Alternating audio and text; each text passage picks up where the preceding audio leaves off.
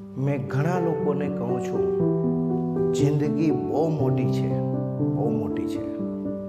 નોકરી એ જિંદગીનો એક પાર્ટ છે. નોકરી મળે તો પણ ઠીક, અને ન મળે તો ભાડમાં જાય, ભાડમાં જાય.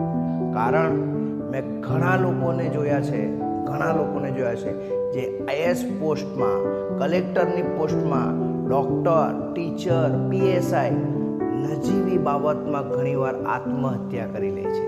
જિંદગી એ લોકોને ખબર જ નથી. સામાન્ય નોકરી કરવાવાળો, સામાન્ય ધંધો કરવાવાળો પણ જોજો એને જિંદગીમાં કેટલો મસ્ત હોય છે, જબરજસ્ત જિંદગી જીવે છે, હસતા ખીલતા.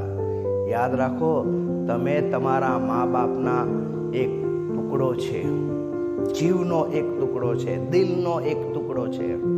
તેથી જીવો કેવો શાનદાર.